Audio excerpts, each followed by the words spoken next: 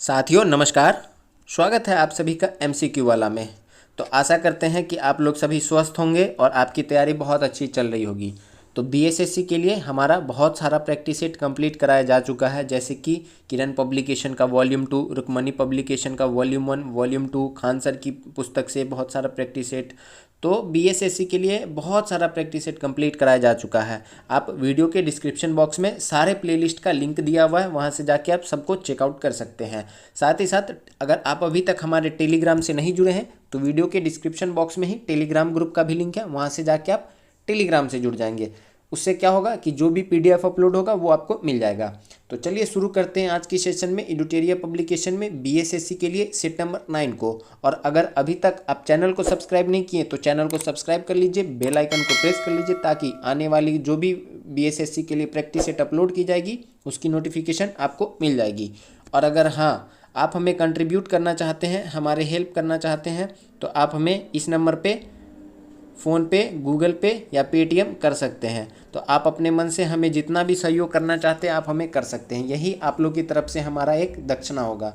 इतने सारे मेहनत करने के बाद मुझे उम्मीद है कि आप लोग कुछ ना कुछ ज़रूर डोनेट करेंगे अपनी तरफ से। तो चलिए बिना देरी किए हुए शुरू करते हैं आज की सेशन में सेट नंबर 9 को। और आप लोग कमेंट बॉक्स में बताएंगे कि आपके कितने क्वेश्चन सही हो रहे हैं। आप लोग कमेंट बॉक्स में बताते नहीं हैं कि आपके कितने क्वेश्चन सही हो रहे हैं। सेट लगाने का मतलब ये है कि आपको पता होना चाहिए कि आपका तैयारी कैसा चल रहा है। तो आप कमेंट बॉक्स में बताएंगे। प्रत्येक सही क्वेश्चन के लिए 4 अंक दिए जाते हैं और गलत के लिए 1 अंक काट लिया जाता है। तो आप लोग कमेंट बॉक्स में बताएंगे कि आपके कितने क्वेश्चन सही हो रहे हैं। तो चलिए देखते हैं पहला क्वेश्चन कि निम्न में से किस अधिनियम द्वारा केंद्रीय बजट को राज्य बजट से अलग किया गया था। तो ये केंद्रीय बजट को राज्य बजट से अलग किया गया था भारत शासन अधिनियम 1919 के द्वारा। Option number B is the right answer. Bharat शासन अधिनियम जो है ये किस वायसरॉय के समय में लाया गया था? तो चेम्सफोर्ड के समय में लाया गया था। इसी के द्वारा पहली बार केंद्रीय बजट को राज्य के बजट से अलग कर दिया था तथा राज्य विधानसभाओं को अपना बजट स्वयं बनाने के लिए अधिकृत कर दिया गया था। तो ऑप्शन नंबर बी जो है ये राइट आंसर है। हमारे संविधान का जो लगभग 85% भाग है वो कहाँ से हमने लिया है? तो भारत शासन अधिनियम 1935 से लिया है, ये भी ध्यान में रखेंगे। और जो बचा हुआ भाग है वो हमने विभिन्न देशों के संविधान से ऑक्युपाई किया है, इसको ध्यान में रखेंगे। भारत शासन अधिनियम 1909 इसी को क्या कहा जाता है? मोर्लो मिंटो एक्ट कहा जाता है। इसी के तहत क्या हुआ था? मुसलमानों के लिए पृथक निर्वाचन मंडल की बात कही गई थी। तो इसको ध्यान में रखेंगे। हमारे क्वेश्चन का राइट आंसर क्या है? भारत शासन अधिनियम 1919, जिसमें केंद्रीय बजट को राज्य बजट से अलग कर दिया गया था।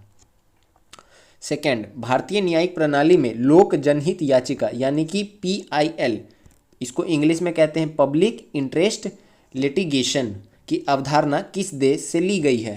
तो पीआईएल की अवधारणा जो है ये सर्वप्रथम अपनाई गई थी संयुक्त राज्य अमेरिका में। तो जिस भी देश में पीआईएल को लागू किया है उन सभी देशों ने संयुक्त राज्य अमेरिका से ही लिया है इसको। तो option number B is the right answer. और भारत में पीआईएल के जो जनक है ये किसको कहा जाता है? तो हमारे एक चीफ जस्टिस ऑफ इंडिया थे भगवती साहब, ये उन्हीं को कहा जाता है। उन्हीं ने पीआईएल को लागू करवाया था भारत के अंदर। तो इसको ध्यान में रखेंगे। 3, राज्य पुनर्गठन से संबंधित जेवीपी समिति ने कब अपनी सिफारिश सरकार के समक्ष पेश की थी? तो कभी अगर ये पूछ ले कि जेवीपी समिति का संबंध किससे है, तो है राज्य पुनर्गठन से। और इस समिति ने अपनी सिफारिश जो है सरकार के समक्ष पेश की थी 1949 में। Option number B is the right answer. और इस समिति का गठन जो है वो कब किया गया था? 1948 में इसका गठन किया गया था। और जवाहरलाल नेहरू, इस समिति को क्या कहा जाता है? जवाहरलाल नेहरू, उसके बाद पट्टाभी सीतारामैया और वल्लभ भाई पटेल, जेवीपी समिति। तो इसको ध्यान में रखेंगे। Option number B is the right answer. 4, Bharat शासन अधिनियम 1935 के तहत प्रस्तावित प्रणाली थी। तो भारत शासन अधिनियम 1935 के तहत जो प्रस्तावित प्रणाली थी वो क्या था? तो वो अखिल भारतीय संघ था। Option number A is the right answer. इसको ध्यान में रखेंगे।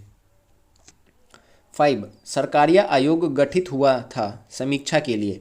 तो सरकारिया आयोग जो है ये किसकी समीक्षा के लिए गठित किया गया था?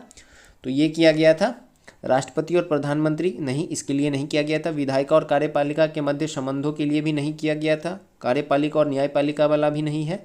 तो राइट आंसर क्या है कि संघ और राज्यों के मध्य संबंधों की समीक्षा के लिए सरकारीय आयोग का गठन किया गया था, यानी option number D is the right answer.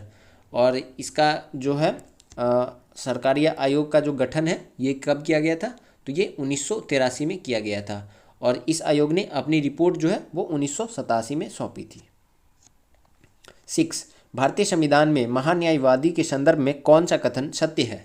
तो महान्यायवादी के कथन संबंध में कौन सा कथन सत्य है, तो पहला है कि संविधान के अनुच्छेद 76 के अंतर्गत इनके पद का सृजन किया गया है, तो ये सही है। इनको क्या बोलते हैं, अटॉर्नी जनरल कहते हैं। यह बिना सरकार की अनुमति से किसी आपराधिक मामलों में व्यक्ति का बचाव नहीं कर सकता है, तो यह कथन जो है यह कथन भी सही है, सरकार का परमिशन लेना होगा।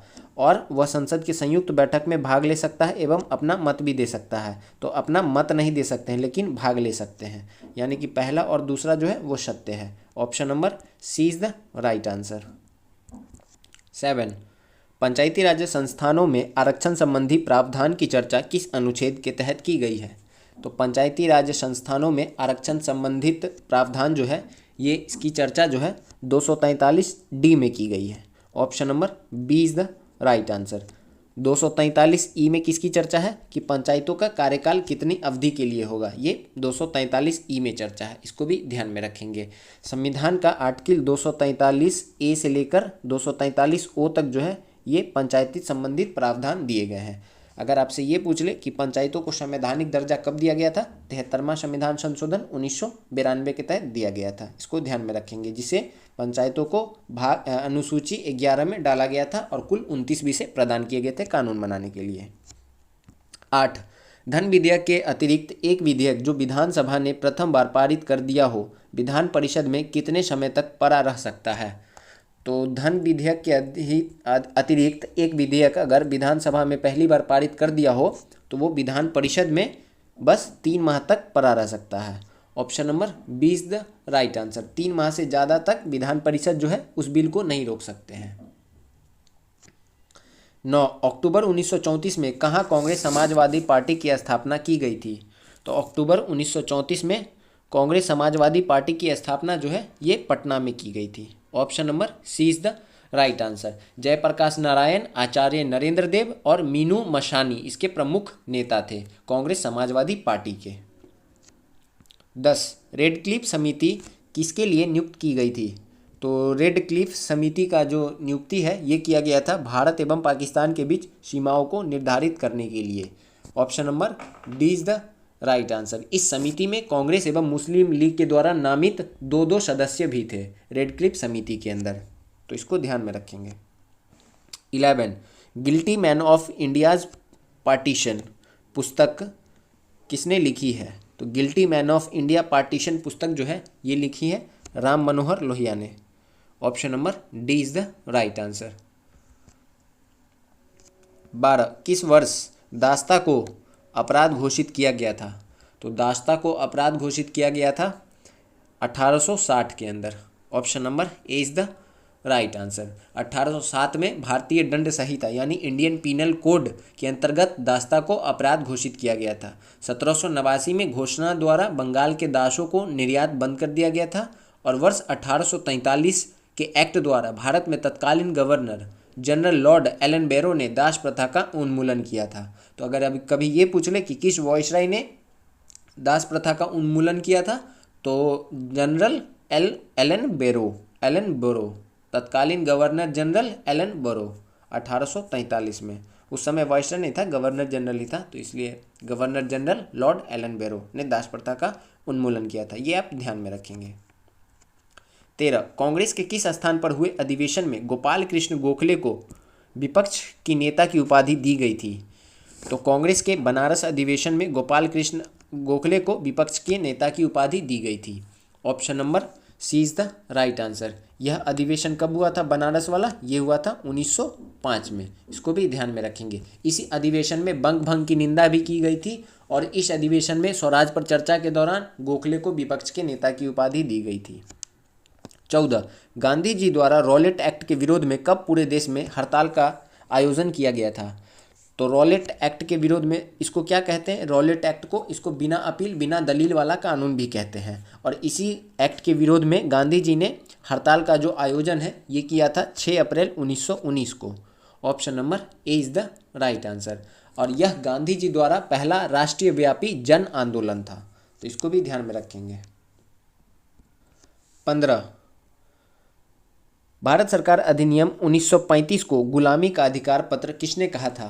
तो भारत सरकार अधिनियम 1935 को गुलामी का अधिकार जो है ये किसने कहा था? जवाहरलाल नेहरू ने। Option number D is the right answer. 16, Bihar में लोटा विद्रोह 1856 किस स्थान पे हुआ था? तो लोटा विद्रोह जो है ये कहाँ पे हुआ था? तो बिहार के मुजफ्फरपुर में हुआ था। Option number B is the right answer. 17, अकबर के शासनकाल में बिहार कितने सरकारों में विभाजित था? तो अकबर के शासनकाल में बिहार जो है ये कुल 7 सरकारों में विभाजित था। Option number C is the right answer. 1580 तक बिहार को मुगल साम्राज्य का एक प्रांत घोषित कर दिया गया था, इसको भी ध्यान में रखेंगे। और अकबर बिहार को कब जीतता है? 1574 में। 18, सल्तनत काल में मंत्रिपरिषद को क्या कहा जाता था? तो सल्तनत काल में मंत्रिपरिषद को कहा जाता था Majlis-e Khalwat. Option number B is the right answer. Majlis-e Khalwat की बैठक, जहां बैठक होती थी उसे मजलिस-ए खास कहा जाता था। बार-ए-खास में सुल्तान सभी दरबारी खान, अमीरों, मलिकों और अन्य रईसों को बुलाता था। बार-ए-आजम में सुल्तान राजकीय कार्यों का अधिकांश भाग पूरा करता था। और मजलिस-ए खलवत को मंत्रिपरिषद कहा जाता था, तो इसको ध्यान में रखेंगे। ये तीनों टर्म के बारे में मैंने अभी आपको बता दिया है। 19, निम्नलिखित में से ऋग्वेद काल में किस नदी को हिरण्यनी कहा गया है? तो हिरण्यनी नदी जो है ये कहा गया है सिंधु को। Option number B is the right answer. 20, भगवान महावीर का प्रथम अनुयायी कौन था?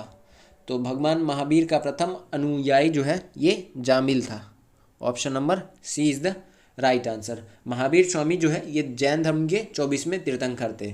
जैन धर्म में कुल 24 तीर्थंकर हुए हैं, जिसमें पहले थे ऋषभदेव और 24वें थे महावीर स्वामी। इसको आप लोग ध्यान में रखेंगे। इनका जन्म 540 ईसा पूर्व में कुंडग्राम वैशाली के अंदर हुआ था। और इनके पिता सिद्धार्थ ज्ञात्रा कुल के सरदार थे और माता त्रिशला लिच्छवी राजा चेटक की बहन थी। और इनके पहले अनुयायी जो थे ये जामिल थे। ये कौन थे? महावीर के दामाद थे। 21, जब ग्रीनविच में दोपहर के 1 बजा हो तो उस समय भारत का मानक समय क्या होगा? तो ग्रीनविच में अगर दोपहर को 1 बजा हो तो भारत में कितना समय हो रहा होगा? तो भारत के अंदर शाम के 6:30 बज रहे होंगे, क्योंकि हम जो है वो 5.5 घंटा ग्रीनविच से आगे हैं, तो इसलिए यहाँ पे 6:30 बजेगा। 22, पृथ्वी की अपने कक्ष में सूर्य से निकटतम दूरी को कहते हैं। तो पृथ्वी की अपने कक्ष में सूर्य से निकटतम दूरी को क्या कहा जाता है? तो उपसौर कहा जाता है, perihelion. Option number B is the right answer. उपसौर की घटना जो है ये कब होती है? तो यह घटना 3 जनवरी को होती है। इस समय सूर्य पृथ्वी के न्यूनतम दूरी पर होता है। और अधिकतम दूरी पर कब होता है सूर्य? तो वो होता है अपसौर के समय में, जो कि 4 जुलाई को होता है। 23, दक्षिणी भारत का सर्वोच्च शिखर का नाम है। तो दक्षिणी भारत का सर्वोच्च शिखर जो है उसका नाम है Anaimudi. Option number D is the right answer. ये कहाँ पे है? तो ये केरल राज्य में अनाईमुडी, और इसकी ऊंचाई जो है वो 8,843 फीट है। 24, निम्नलिखित में कौन सी नदी भ्रंश घाटी से प्रवाहित होती है? तो नर्मदा नदी जो है ये भ्रंश घाटी से प्रवाहित होती है। अरब सागर में जो गिरती है मैक्सिमम नदियाँ वो सब क्या बनाती है? तो वो सब गॉर्ज बनाती है। और ये बंगाल की खाड़ी में गिरने वाली नदियाँ क्या बनाती है? तो डेल्टा का निर्माण करती है। तो नर्मदा नदी जो है ये भ्रंश घाटी का निर्माण करती है, इसको ध्यान में रखेंगे। 25, सूची 1 को सूची 2 से मिलाना है। इस तरफ समुद्र धारा और महासागर दिया हुआ है, यहाँ पे मैंने गलती से मिला दिया है।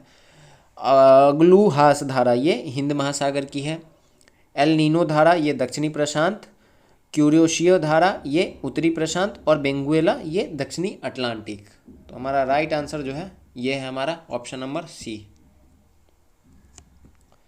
26, बुशमैन जनजाति पाए जाते हैं। तो बुशमैन जनजाति जो है ये पाए जाते हैं कालाहारी रेगिस्तान में। Option number B is the right answer. कुछ और जनजाति है जैसे कि मसाई जनजाति ये पाई जाती है पूर्वी अफ्रीका में, खिरगिज जनजाति ये पाई जाती है मध्य एशिया में, फुलानी जनजाति ये पश्चिमी अफ्रीका में, नूबा जनजाति सूडान के अंदर और बोडो जनजाति ब्राज़ील के अंदर। 27 वह कौन सी नदी है जिसका उद्गम एवं मुहाना भारतीय गणराज्य में है, यानी कि भारत से निकलकर और भारत में ही समाप्त हो जाती है, तो यह है गोदावरी नदी। Option number A is the right answer. ये कहाँ से निकलती है, तो ये निकलती है नासिक त्र्यंबक पहाड़ी से और उसके बाद ये बंगाल की खाड़ी में गिर जाती है। मतलब मुहाना भी भारतीय गणराज्य में ही है, तो बंगाल की खाड़ी भारत का ही हिस्सा है, तो इसको ध्यान में रखेंगे। इसी को क्या कहा जाता है, गोदावरी नदी को दक्षिणी का गंगा भी कहा जाता है। 28 प्रमुख मत्स्य क्षेत्र ग्रैंड बैंक स्थित है, तो ग्रैंड बैंक जो है ये कहाँ पे स्थित है, तो ये उत्तर अटलांटिक महासागर में। Option number C is the right answer. यहाँ पे ठंडी और गर्म जलधाराएं मिलती है, वहाँ पे जो है वो बहुत सारी मछलियाँ पाई जाती है, क्योंकि वहाँ पे एक प्लैंकटन नामक शैवाल पाया जाता है जो उनके भोजन के लिए बहुत ही लाभदायक होता है, इसीलिए इसको मत्स्य क्षेत्र का ग्रैंड बैंक कहा जाता है। ये उत्तरी अटलांटिक महासागर में है। 29 निम्नलिखित में कौन सी मुद्रा कृत्रिम समझी जाती है, तो कृत्रिम मुद्रा किसको कहते हैं, तो ये कहते हैं SDR special drawing rights. Option number C is the right answer. ये जो है ये IMF की मुद्रा है, इसको भी ध्यान में रखेंगे।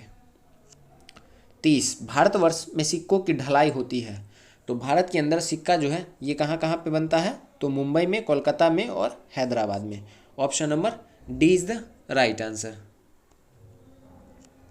31 बाजार के अस्तित्व के लिए सबसे अनिवार्य क्या है, तो बाजार के अस्तित्व के लिए सबसे अनिवार्य जो है वो है कीमत। Option number C is the right answer. बाजार वह स्थान है जहां वस्तु एवं सेवाओं का क्रय विक्रय होता है, तो कीमत जो है उसका सबसे अनिवार्य चीज़ है। जिस तरह से कीमत होगा उस तरह से लोग बाजार का अस्तित्व बचा रहेगा, लोग जाएंगे या फिर नहीं जाएंगे। 32 PM कुसुम योजना का उद्देश्य है, तो PM कुसुम योजना का क्या उद्देश्य है कि किसानों को डीजल और केरोसिन पर निर्भरता समाप्त करना तथा पंप सेटों को सौर ऊर्जा से जोड़ना। कुसुम योजना ये जो है कुसुम योजना 2019 में प्रारंभ किया गया था। Option number D is the right answer. 33 निम्नलिखित में कौन सा एक बेरोजगारी के लिए उत्तरदायी नहीं है, तो बेरोजगारी के लिए क्या उत्तरदायी नहीं है, तो ये हो जाएगा आपका ऑप्शन नंबर सी प्रति व्यक्ति आय में वृद्धि। ऑप्शन नंबर सी बेरोजगारी के लिए प्रति व्यक्ति आय में वृद्धि उत्तरदायी नहीं है, जबकि तीव्र जनसंख्या वृद्धि, कौशल का अभाव तथा जनशक्ति नियोजन का अभाव ये सब जो है ये बेरोजगारी का एक मुख्य कारण है। 34 बिहार में पंचायत निकायों में महिलाओं को 50% आरक्षण किस वर्ष प्रदान किया गया था, तो बिहार के अंदर जो पंचायत है, पंचायत का चुनाव, उसमें महिलाओं को 50% आरक्षण प्राप्त होता है और यह प्रावधान जो है वर्ष 2006 से लागू है। Option number B is the right answer. 35 Bhandari समिति किससे संबंधित है, तो भंडारी समिति का संबंध जो है ये क्षेत्रीय ग्रामीण बैंक की पुनर्संरचना से है। Option number D is the right answer. कुछ इंपॉर्टेंट समिति है जैसे कि नरसिम्हन समिति, ये वित्तीय यानी कि बैंकिंग सुधार से है। उसके बाद है आपका मल्होत्रा समिति जो कि बीमा क्षेत्र में सुधार से है। राजा चिलैया समिति कर सुधार से है। रंगराजन समिति भुगतान संतुलन से है। उसके बाद एक है स्वामीनाथन समिति जनसंख्या नीति से, और एक और याद रखेंगे सरकारिया समिति जो कि केंद्र राज्य संबंध से। 36 सुशासन पुरस्कार योजना की शुरुआत किस राज्य सरकार द्वारा किया गया है, तो सुशासन पुरस्कार योजना की शुरुआत जो है ये किया गया है हरियाणा सरकार के द्वारा। Option number A is the right answer, तो इसको ध्यान में रखेंगे। इस योजना को शुरू करने का उद्देश्य कार्यस्थल पर असाधारण प्रयास करने वाले व्यक्तियों को सम्मानित करना है। 37 रिफॉर्म नेशन पुस्तक के लेखक हैं, तो रिफॉर्म नेशन पुस्तक के लेखक हैं Gautam Chikermane. Option number A is the right answer. 38 19वां NAM शिखर सम्मेलन 2023 का आयोजन कहाँ किया गया, तो 19वां NAM शिखर सम्मेलन 2023 का जो आयोजन है ये किया गया युगांडा में। Option number B is the right answer. 39 Arjun award 2023 से सम्मानित तरुण ढिल्लो का संबंध किस खेल से है, तो इसको दो तरीके से पूछा जा सकता है कि तरुण ढिल्लो को वर्ष 2023 में कौन सा अवार्ड मिला है, और दूसरा एक तरीका है कि ये किस खेल से संबंधित है, तो इनका संबंध है पैरा बैडमिंटन से। Option number A is the right answer. 40 man Booker अंतर्राष्ट्रीय पुरस्कार 2023 से सम्मानित जॉर्जी गोस्पिदिनोव का संबंध किस देश से है? तो जॉर्जी गोस्पिदिनोव जो है इनका संबंध है कहाँ से? बुल्गारिया से। Option number B is the right answer. इनको मैन बुकर अंतर्राष्ट्रीय पुरस्कार 2023 से सम्मानित किया गया है। टाइम शेल्टर पुस्तक के लिए इनको ये पुरस्कार मिला है। 41 वैश्विक आतंकवाद सूचकांक 2023 में कौन सा देश शीर्ष पर है? तो आतंकवाद सूचकांक में शीर्ष पे जो है ये है अफगानिस्तान, क्योंकि यहाँ पे सरकार ही आतंकवाद ही चला रहे हैं। Option number C is the right answer. और भारत का स्थान कितना है? तो भारत का स्थान जो है वो 13वां है। 42 उच्च शिक्षण संस्थानों की रैंकिंग में किसे सर्वश्रेष्ठ विश्वविद्यालय का खिताब दिया गया है? तो सर्वश्रेष्ठ विश्वविद्यालय का खिताब जो है ये दिया गया है IISc बेंगलुरु को।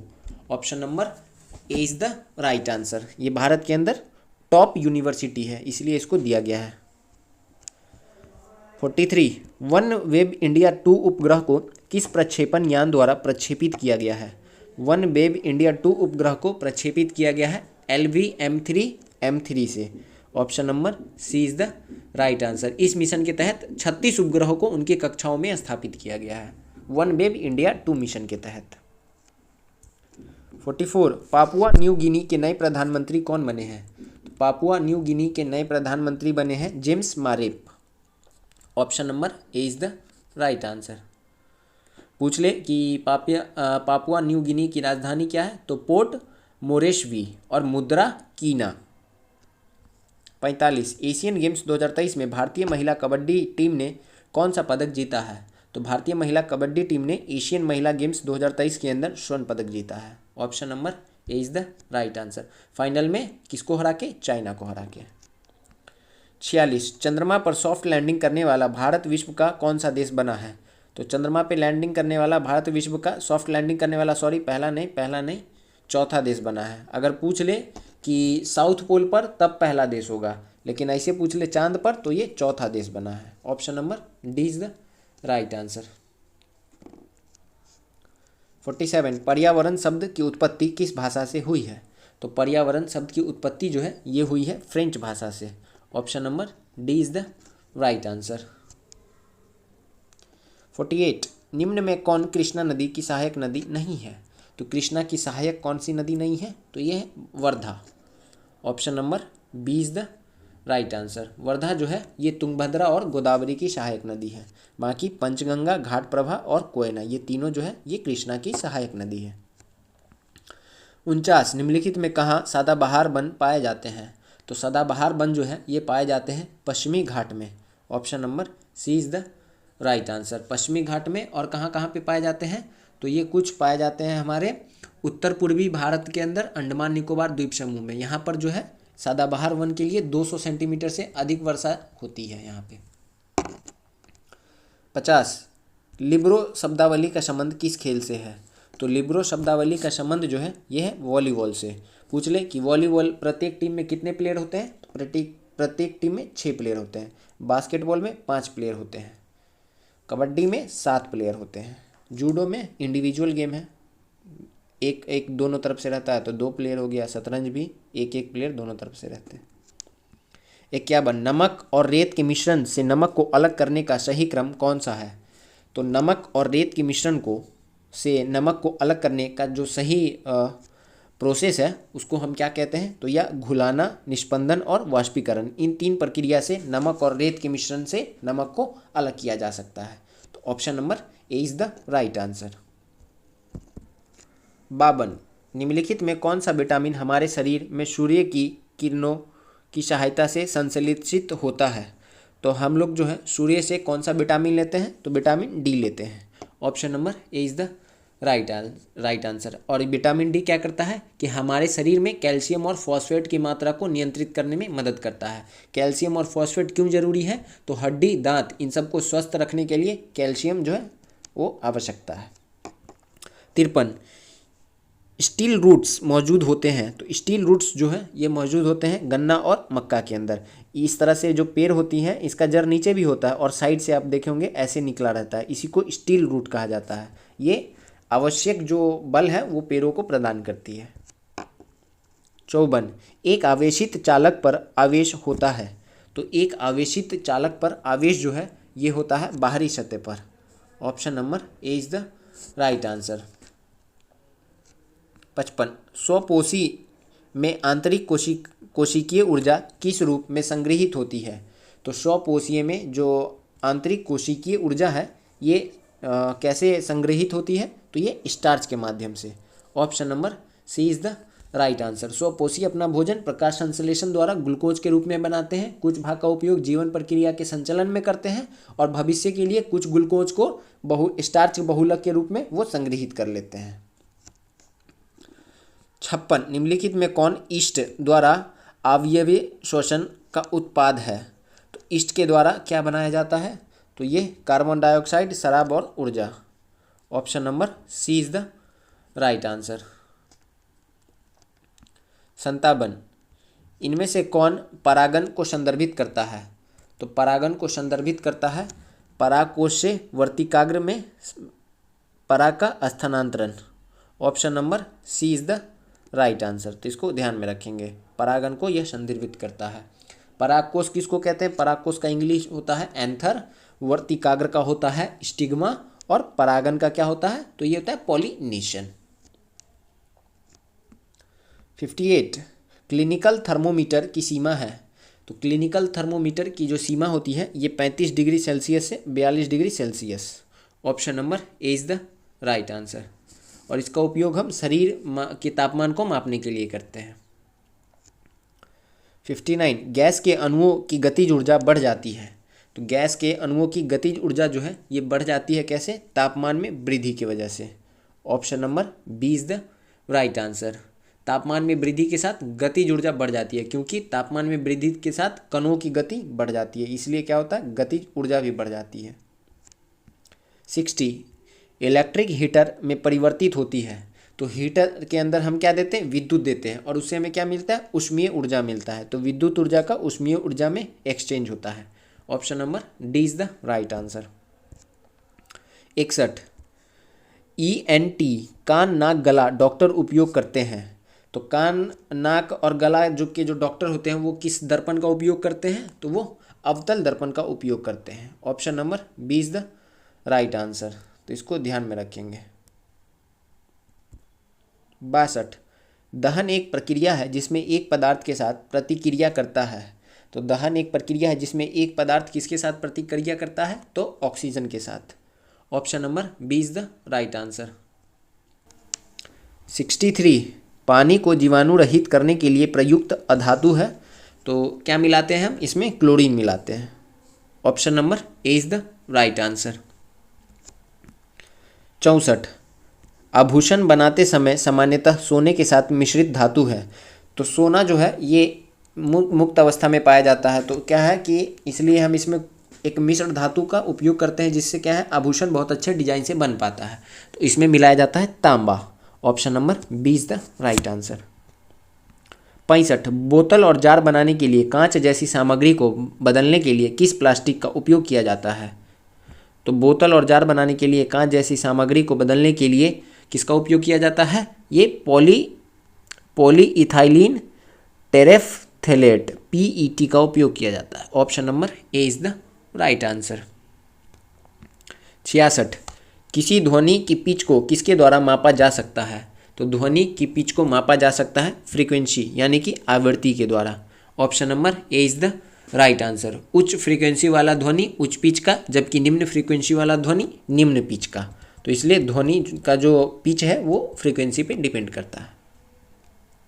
67 निम्नलिखित में कौन रक्त के संचरण में मदद करता है? तो रक्त के संचरण में मदद करता है erythrocyte. Option number A is the right answer. 68 इनमें कौन बल की इकाई नहीं है? तो बल की इकाई कौन नहीं है? तो ये joule. Option number C is the right answer.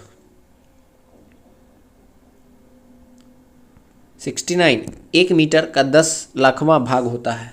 तो 1 मीटर का 10 लाखवां भाग जो होता है वो माइक्रोमीटर होता है। Option number B is the right answer. 70 निम्नलिखित में कौन सा एक नाभिक न्यूक्लियस का भाग नहीं है? तो सेंट्रोसोम जो है ये न्यूक्लियस का भाग नहीं होता है, ये अलग से पाया जाता है कोशिका के अंदर। तो option number C is the right answer. 71 किन रसायनों के जैव आवर्धन से मानव में मिनी माता तथा इटाई इटाई रोग उत्पन्न होते हैं?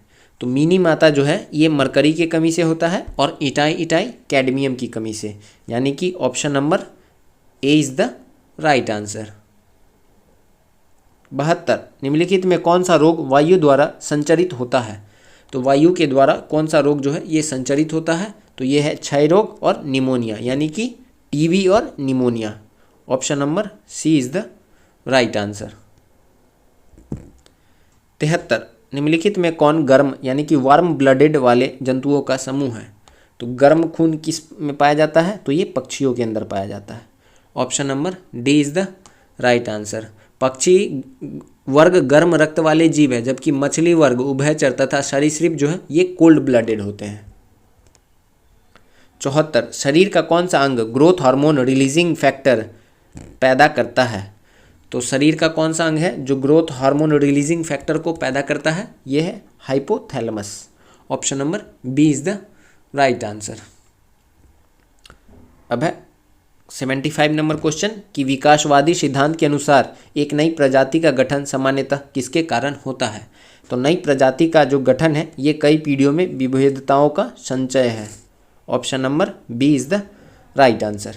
तो आज ही हमारा प्रैक्टिस सेट यहीं पे समाप्त होता है। इसके आगे मैथ और रीजनिंग का क्वेश्चन है जो कि आपको हमारे टेलीग्राम चैनल पे उपलब्ध हो जाएगा। वीडियो अपलोड होने के थोड़ी देर के बाद ही क्वेश्चन और आंसर दोनों अपलोड कर दिया जाता है। तो आप लोग अगर टेलीग्राम चैनल से नहीं जुड़े हैं तो टेलीग्राम चैनल से जुड़ जाइएगा, वहाँ पर बहुत सारा प्रैक्टिस सेट का PDF अपलोड किया जा चुका है। और अगर अभी तक आप यूट्यूब चैनल को सब्सक्राइब नहीं किए हैं तो चैनल को सब्सक्राइब कर लीजिए, बेल आइकन को प्रेस कर लीजिए ताकि कोई भी वीडियो अपलोड होगी BSSC से रिलेटेड तो उसकी नोटिफिकेशन आपको मिल जाएगी। तो कल मिलेंगे नए प्रैक्टिस सेट में। और अगर आप लोग हमारी मेहनत को देखते हुए हमें कंट्रीब्यूट करना चाहते हैं, आप अपनी तरफ से हमारी हेल्प करना चाहते हैं, कुछ भी मदद करना चाहते हैं तो आप हमें इस नंबर पे कंट्रीब्यूट कर सकते हैं 9135044624 पे। इस नंबर पे आप हमें फ़ोनपे, पेटीएम, गूगल पे किसी के भी माध्यम से आप हमें कंट्रीब्यूट कर सकते हैं।